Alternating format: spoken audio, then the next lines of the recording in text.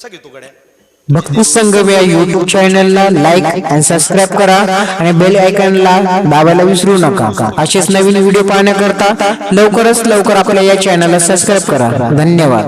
मोठी झाली, 12 वर्षाचे निवृत्तीनाथ झाले, 10 वर्षाचे ज्ञानेश्वर महाराज झाले, 8 वर्षाचे सोपान काका झाले आणि 6 वर्षाच्या मुक्ताई झाल्या। इतकी मोठी मुलं झाली। आता 12 वर्ष वय काही थोडं राहिलं नाही, मोठं वय झालं। ज्या आळंदीमध्ये विठ्ठलपंत दिसले तरी माणसं नमस्कार करायची, त्या आळंदीमध्ये तिरस्कार सुरू झाला विठ्ठलपंताचा। इतका तिरस्कार की पाहू शकत नाही। नुसती बसली तरी विठ्ठलपंत त्या जागेवरून उठून गेल्यावर त्या आळंदीतली काही ब्राह्मण मंडळी इंद्राणीचं पाणी आणायचे आणि त्या बसलेल्या जागेवरती घालायची। हो, काळ कठीण आला की जवळची माणसं त्रास द्यायला लागतात। विठ्ठलपंतांना त्रास व्हायचा। अरे हे कधी कधी सन्मान करत होते, सलामी ठोकत होते नाज, असं वागताय बरं बरं, पण निष्ठा खूप होती, विश्वासार्हता परमात्म्याबद्दल प्रचंड होती। काळ असू द्या कसाही, पण आपण मात्र उद्विग्न व्हायचं नाही। ते मालकाचं अपमानाचं समाजाने दिलेली ती वागणूक पाहून रुक्मिणी मातेला त्रास सहन होत होता। पतिव्रता नारी काही सहन करू शकते महाराज, पतीचा अपमान सहन करू शकत नाही। आणि जी पतीचा अपमान सहन करते तिला मालकत्व त्या मालकाचं घेण्याचा कुठलाही नैतिक अधिकार नाही। स्त्रीने निदान मालकाच्या अडचणीत, अपमानात, आजारपणात त्याच्या सोबत असलं पाहिजे। अपमानात, आजारपणात, अडचणीत म्हणजे गरिबीत जी मालकाच्या सोबत राहते ती पतिव्रता। रुक्मिणी माता सोबत होती, ती सगळं पाहायची मालकाचा झालेला अपमान। एक दिवस मुलं झोपलेली आहे, रात्री विठ्ठलपंत आले आणि रुक्मिणी माता म्हणतात, मालक पोरं मोठी झाली, आता 12 वर्षाचा झाला निवृत्ती, त्याला कळतं आता सगळं। मला असं वाटतं जर संन्यासातून प्रपंच साधून आपण गुन्हा केला असेल तर एकदा काय त्याचा खडा निवाळा करा।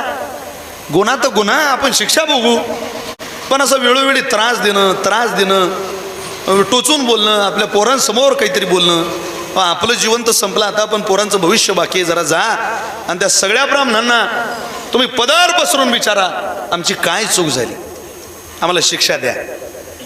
शिक्षा भोगायची? हो मालक, जा तुम्ही, तुम्हाला माझी शपथ आहे, चाल ढकल करू नका। आता निवृत्ती राजा मोठा झाला, रात्रभर मालक मालकीन झोपले नाही। ब्रह्ममुहूर्तावर इंद्राणीच्या स्नानाला गेले, स्नान करून आले, तसेच त्र्यंबक पंत, गंगाधर पंत, सगळ्याच मौर्य पंत सगळ्यांच्या दारावर फिरले आणि सगळ्यांना सांगायला लागले, देवा तुम्ही द्याल ती शिक्षा आम्ही भोगायला तयार आहे। तुम्ही ब्रह्मसभा घ्या इंद्राणीच्या घाटावर आणि आम्हाला बोलवा, आम्ही येतो। आजच ब्रह्मसभा घ्या, विलंब लावू नका। हा विठ्ठलपंत तुम्ही द्याल ती शिक्षा भोगायला तयार आहे, पण मला हा त्रास सहन होत नाही। माझ्या मुलांना तुम्ही सामावून घ्या, तुमच्यात घ्या, ते काही वेगळे नाही, त्यांना आपलं म्हणा। माझी प्रार्थना आहे तुम्हाला, तुम्ही द्याल ती शिक्षा भोगायला तयार आहे। सगळ्या ब्राह्मण देवतांना निमंत्रण दिल्यावर इंद्रायणीच्या तटाकावर डाव्या बाजूला आपण जातो, सगळ्यांनी आळंदी पाहिली आहे, तिथं ब्रह्मसभा भरली। त्या ब्रह्मसभेमध्ये प्रत्यक्ष विठ्ठलपंतांना बोलावलं। विठ्ठलपंत हात जोडून उभे आणि न्याय देवता खळा निवाळा, न्याय निवाळा करायला सगळ्यांनी पोथ्या पुढं घेतल्या, पुराणं काढली, वाचायला लागली। 6 वाजेला सुरू झालेली ब्रह्मसभा 9 वाजले, विठ्ठलपंत उभे, ब्राह्मण देवता दुधाला चहा पानाला गेल्यात, विठ्ठलपंत मात्र हात जोडून उभे। माध्यान्नाची वेळ झाली, ब्राह्मण भोजनाला गेले, विठ्ठलपंत मात्र हात जोडून उभे। दुपारचे 3 वाजले, विठ्ठलपंताच्या पोटात पाणी सुद्धा नाही, हात जोडून उभे, मला न्याय द्या, न्याय द्या। 6 वाजले, मला न्याय द्या, तुम्ही द्याल तो न्याय, ती शिक्षा मी भोगायला तयार आहे, फक्त न्याय खरा करावा, एवढीच माझी अपेक्षा आहे। माझ्या पोरांचं भविष्य सुखात जावं एवढी अपेक्षा आहे। हात जोडून उभे, पुराण शोधता न्याय त्या गोष्टीचा होत असतो मुंबईकर, जी खरंच चुकी आहे। तुम्ही जर चुकीला चुकी म्हणत नसाल आणि योग्य बाजूला योग्य बाजू म्हणत नसाल आणि तिथं तुम्ही न्यायाची भूमिका घेत असाल तर तुमचा न्याय संशयाच्या भूमिकेत आहे। तुमचा न्याय तुमच्याकरता असेल, तो शास्त्राला मान्य नसतो, तो या भूमीला मान्य नसतो। स्वतःच्या विचारानेच न्याय दिला। आम्हाला असं वाटतं तुम्ही केलेल्या शिक्षेकरता तुम्ही देहांत प्रायश्चित्त घेतलं पाहिजे। स्वतःच न्याय, स्वतः शिक्षा सुनावली। तिथूनच या राज्यात पद्धत चालू झाली का देव जाणे न्यायाच्या भूमिकेची। विठ्ठलपंतांनी ते शब्द ऐकले आणि खाली पडले महाराज. एक तर पोटात अन्न नाही, देहांत प्रायश्चित्त आवाज घुमत होता. 9 वाजेला न्याय झालेला रात्री. सगळ्या ब्राह्मण देवतांनी आपल्या पोथ्या उचलल्या, निघाले. त्या दिवशी वेगात वाहत होती. खळा खळा खळा खळा खळा खळा आवाज करणारी इंद्रायणी जणू विठ्ठलपंताला सांगत होती, विठ्ठलपंत देहांत प्रायश्चित्त. रागवली ना इंद्रायणी, तुला देहांत प्रायश्चित्त अपेक्षित आहे ना, घेतो मी. जाऊ द्या, इंद्रायणी बोलत नाही, आपण जाऊया.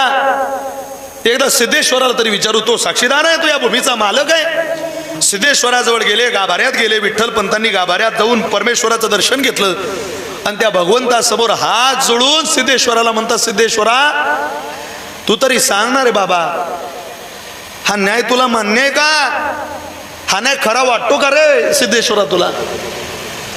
तुला जर खरा वाटेल तर मी भोगेन. सांग हा न्याय खरा आहे का? गरगरा गरगरा गरगरा वाजणारा सिद्धेश्वराचा गाभारा सुद्धा निरुत्तर होता.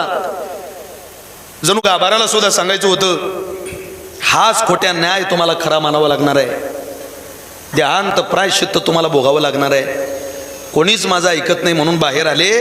याच पिंपळाला माझ्या बायकोनं 1.25 लाख प्रदक्षिणा घातल्या आहे. याच पिंपळाची सेवा केली.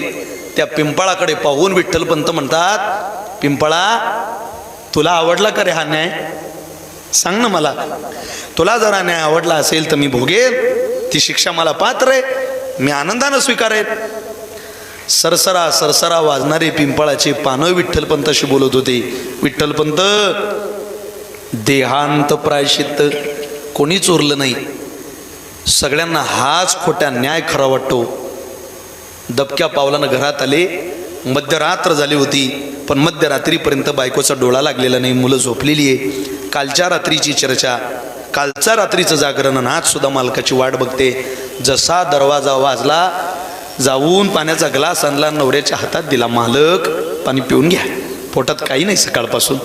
उशीर झाला त्या अर्थी न्याय झाला बहुतेक. दिला का न्याय? सांगा मालक, पोरांच्या भविष्याचा न्याय येतो, मला ऐकू द्या. न्याय देवता कधी खोटा न्याय देत नाही मालक. बोला बोला बोला. न्याय देवता जर खोटा न्याय देत नसेल रुक्मिणी, तर खोटा न्यायच खरा म्हणून तुला ऐकावं वाटत असेल तर ऐक. ब्राह्मण देवतेंनी दिलेला न्याय आहे देहांत प्रायश्चित्त. हातातला पाण्याचा ग्लास खाली पडला, रुक्मिणी माता खाली पडली. मालक हो रुक्मिणी, आपल्याला देहांत प्रायश्चित्त घ्यावं लागणार आहे. पण मला असं वाटतं, ही शिक्षा देताना तुझा कुठलाही आठव त्या ब्रह्मसभेमध्ये झाला नाही. एक तेवढी सुदैवाची बाब आहे की तुला तरी मुलांचा सांभाळ करण्याकरता घरी राहता येईल. मी शिक्षेस पात्र आहे. मला जी शिक्षा दिली ती मी भोगून माझं जीवन संपवतो. तू मात्र मुलांचा सांभाळ कर.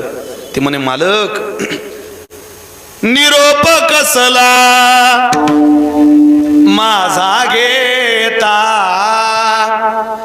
जेथे राघव तेथे सीता, जेथे राघव तेथे सीता. जिथं प्रभू रामचंद्र आहे तिथं जर जानकी असेल तर जिथं माझा विठ्ठल आहे तिथं रुक्मिणी आहे. मी तुमच्या सोबत आल्याशिवाय राहणार नाही. हिला जर नाही म्हटलं तर ही मुलांना जाग करेन.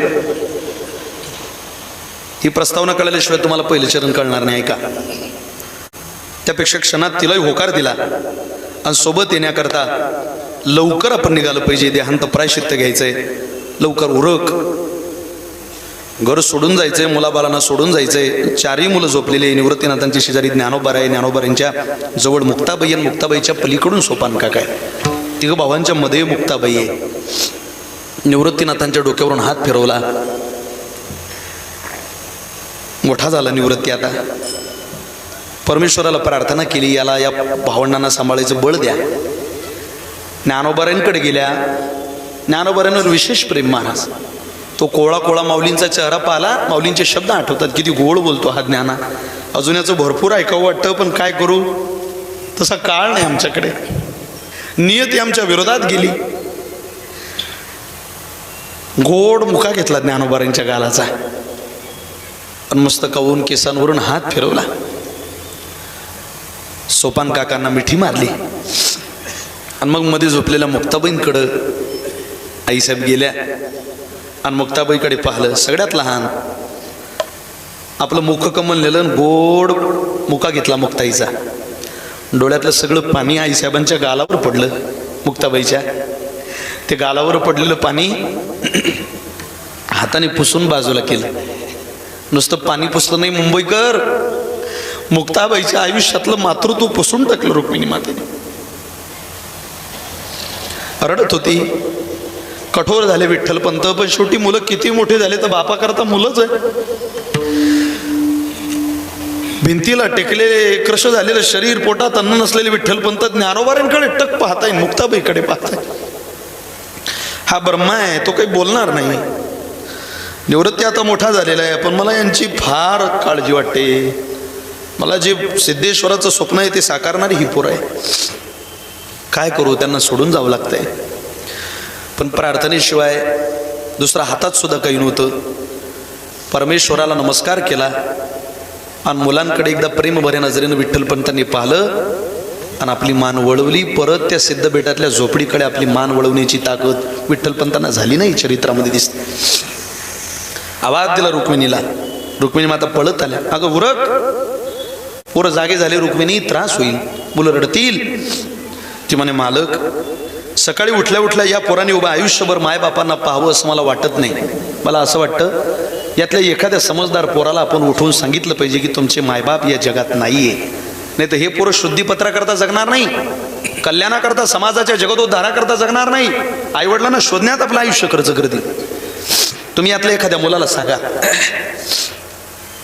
असं हो. निवृत्तीनाथांना उठवलं आणि सांगितलं, प्रसंग मोठा आहे, भावविहोर प्रसंग आहे, तिकडं मला जास्त आपल्याला न्यायचं नाही, मलाही जायचं नाही. फार कठीण आहे ज्ञानोबारींचं चरित्र.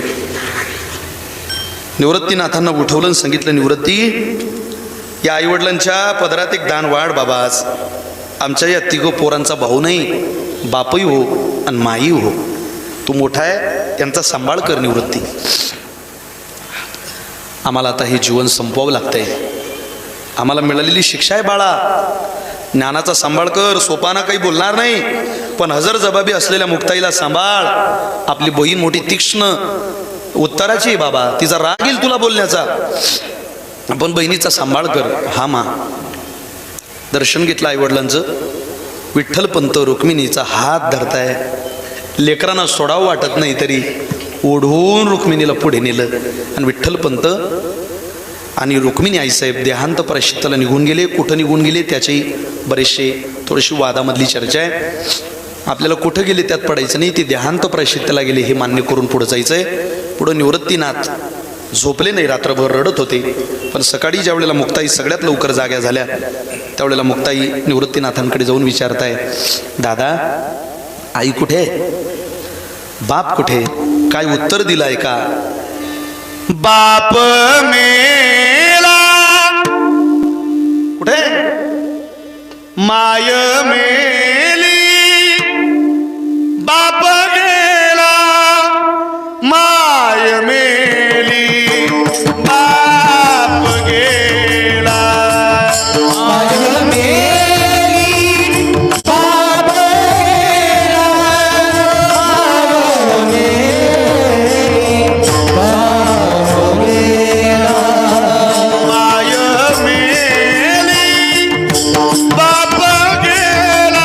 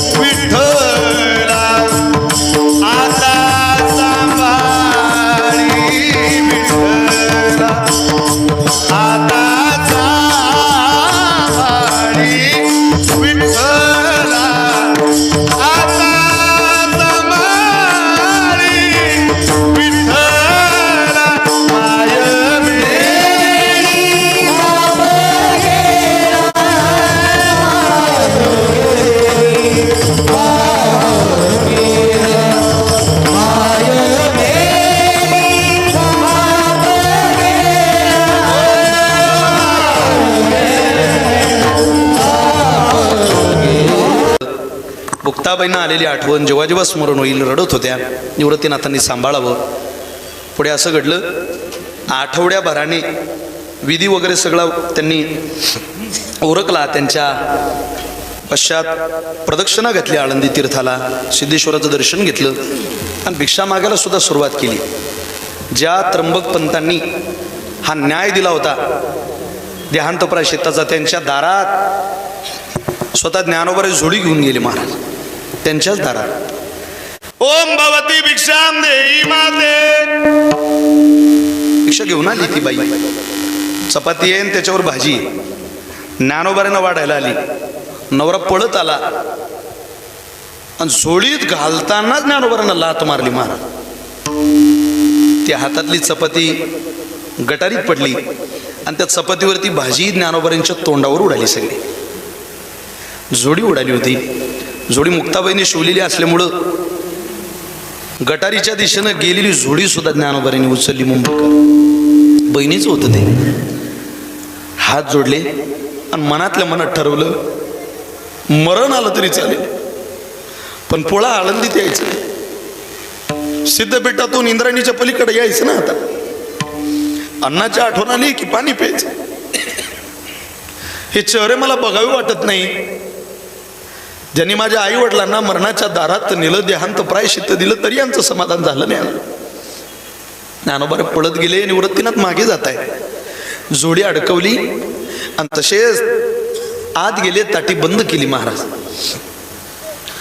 पद्मासनात बसले. ज्ञानोबांनी ठरवलं आता दिसू नये जना, आळंदीत जायचं नाही, त्यापेक्षा प्राणच ठेवू नये. आपण आपला प्राणाचं उत्क्रमण करू. प्राणाचं उत्क्रमण सुरू झालं. योगी महापुरुष आपल्या प्राणाचं उत्क्रमण ब्रह्ममध्यामधून करत असतो. सर्वसामान्य जीवाचा प्राण कुठून जातो त्याच्याबद्दल चिकित्सा करण्यात काही आता वेळ नाही. पण योगी महापुरुषाचा प्राण जिथं आपली शेंडीची जागा आहे त्याला ब्रह्ममध्य म्हणतात. त्या ब्रह्ममध्यामधून ती जागा दुभंगते, तिथून प्राणाचं उत्क्रमण होतं. ज्ञानोबांनी योगाच्या वाटेनं आपल्या प्राणाचं उत्क्रमण सुरू केलं. योगाचे अधिपती ज्ञानोबा आहे. योगी महापुरुष जेव्हा जेव्हा आपल्या प्राणाचं उत्क्रमण करतो तेव्हा वातावरणात समतोल राहत नाही. सोसाट्याचा वारा सुटला, ढगांचा कडकडाट सुरू झाला. मुक्ताबाई पंच धुवायला गेल्या होत्या इंद्रायणीवर, कपडे धुवायला. आणि तिथं तो सोसाट्याचा वारा मुक्ताबाईच्या लक्षात आला. कारण ज्ञानोबा जर योगी आहे तर मुक्ताबाई या योग माया आहे. त्यांना त्या वाऱ्याची चाहूल कळाली. नाही नाही, हा वारा हा योगी महापुरुषाचा वारा आहे. डोळे बंद केले आणि पाहिलं कोण आहे तो योगी जो प्राणाला कंटाळला आणि आपल्या प्राणाचं उत्क्रमण करतोय. स्वतःच्या नजरेसमोर जो आलेला चेहरा होता तो मायबाप गेल्यानंतर ज्या मांडीवर हसावर रडावं त्या ज्ञानोबाईंचा चेहरा दिसला आणि मुक्ताबाईला रडायला हंबरडा फुटला. मुक्ताबाई म्हणता हा तर माझा ज्ञानदादा आहे. मी पोहोचेल तोपर्यंत ज्ञानदादाच्या प्राणाचं उत्क्रमण झालेलं असेल. आता पोचायचं नाही. आहे त्या जागेवर मुक्ताबाई बसल्या आणि ज्ञानोबाईंच्या अगोदर प्राणाचं उत्क्रमण केलं. योग माया होत्या. प्राणाचं उत्क्रमण करून नासिकेतून ज्ञानोबाईंच्या योगाच्याच वाटेनं प्रवेश केला. ती योगाची वाट आहे. अभंगाचं वर्णनच योगाचं आहे. ज्ञानोबाईंच्या नासिकेतून प्रवेश केला. ज्ञानोबाईंनी उत्क्रमण करता करता करता करता करता करता आपला प्राण कंठापर्यंत आणला आणि विश्वमौली ज्ञानोबाईंच्या कंठापर्यंत मुक्ताबाई नासिकेतून गेल्या आणि ज्ञानोबाईंच्या गळ्यामध्ये कंठामध्ये आडव्या झोपल्या. आडव्या झोपलेल्या मुक्ताबाईंनी आपल्या लाडक्या ज्ञानदादाला जो आवाज दिला तो आवाज म्हणजे या अभंगाचं पहिलं चरण. योगी पावन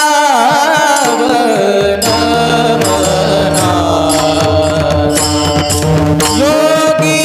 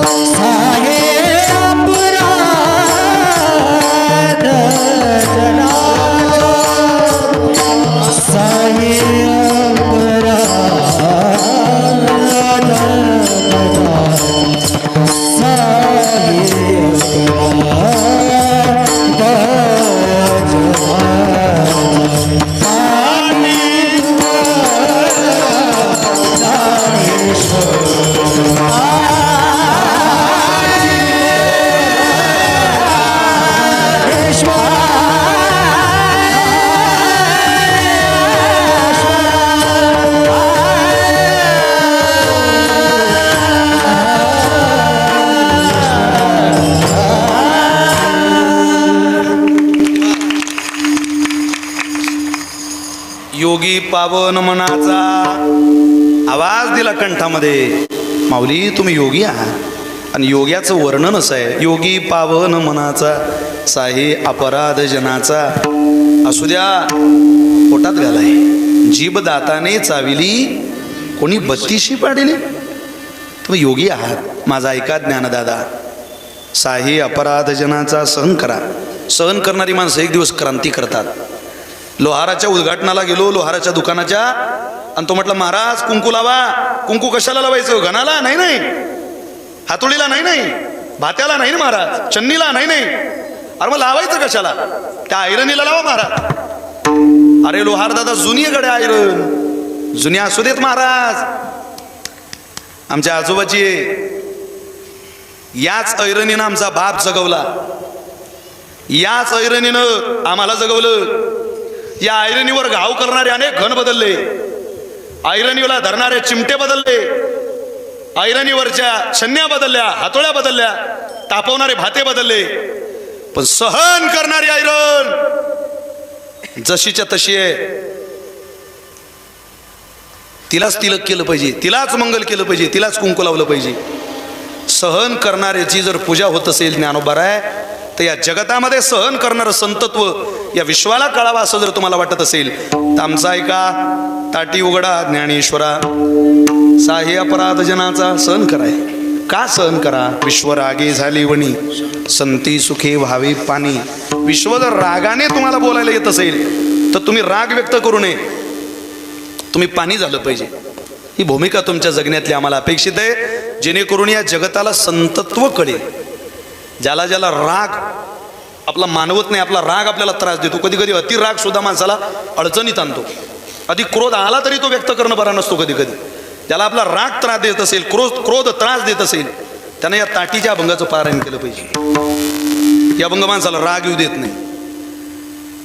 मारवाडी समाजाचा आदर्श घेतला पाहिजे. ती माणसं तापत नाही लवकर कोणावर.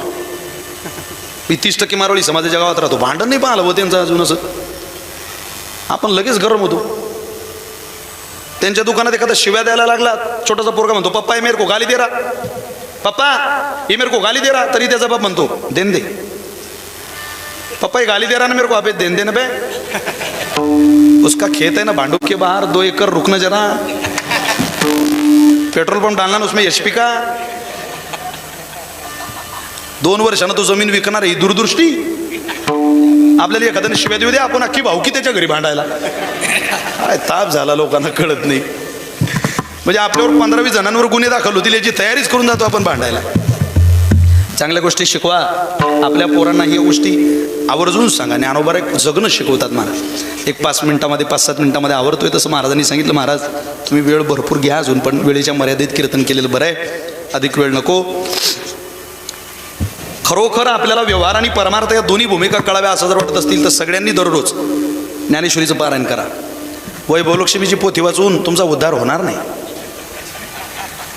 तुम्ही आपल्यावर गुन्हा दाखल केला तरी चालेल. हा खोला माणूस. वैभवलक्ष्मीची पोथी वाचून कोणती बाई श्रीमंत झाली?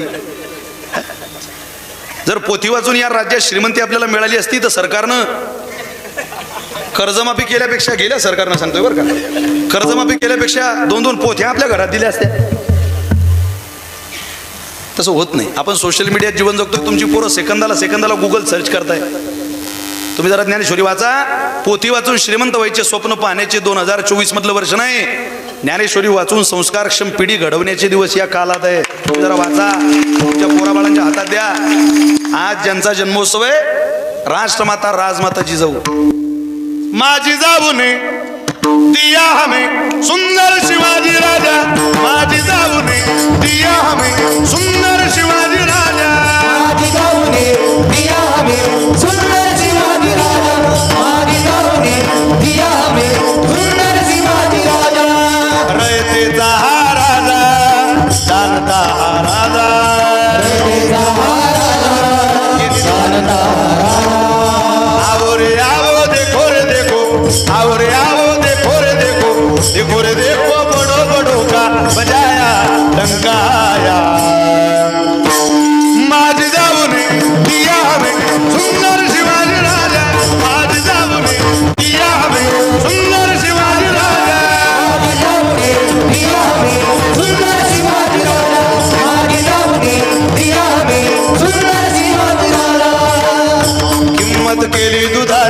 तुझ्या, किंमत केली दुधाची तुझ्या. आई